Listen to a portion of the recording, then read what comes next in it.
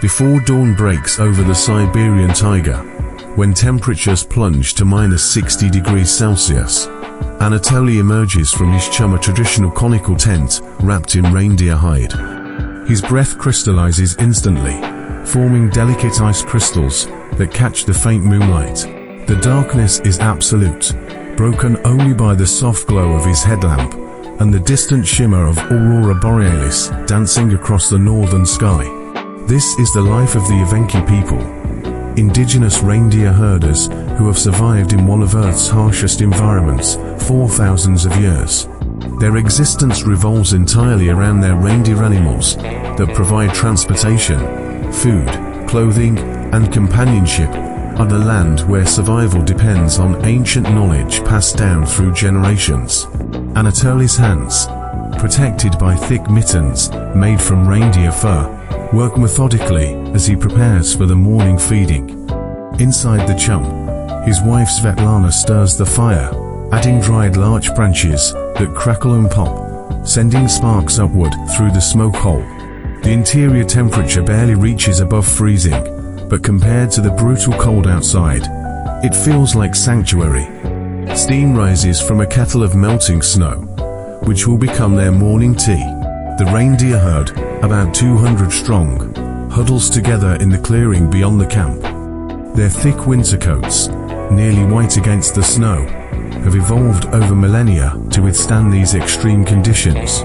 Even in this deadly cold, they paw through the deep snow with their broad hooves, searching for lichen, their primary food source. But in the depths of winter, when snow can reach 2 meters deep and lichen becomes nearly impossible to find, the Evenki must supplement their herd's diet.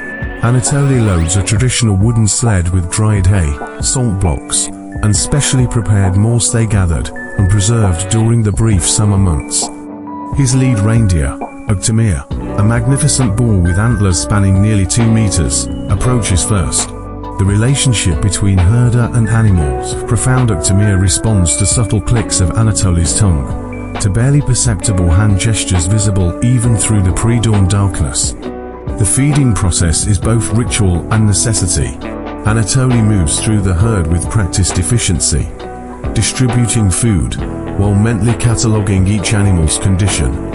He notes which females are pregnant, which young bulls are growing strong, which elders need extra attention. In this environment, where a single mistake can mean death, such observation isn't just careful, it's survival. His son Dmitry, only 12 years old, but already an experienced herder, helps break ice from the nearby stream. The water flows year-round, kept liquid by underground thermal activity, but its surface freezes within minutes of exposure to air. Using a traditional wooden mallet, Dmitry breaks through the thick ice, creating a drinking hole for the herd. The reindeer approach cautiously, their warm breath creating clouds of mist that hang in the still, frozen air. As weak sunlight finally breaks the horizon around 9 o'clock, painting the snow in shades of pink and gold, the temperature paradoxically drops even further, a phenomenon the Evenki call the morning bite.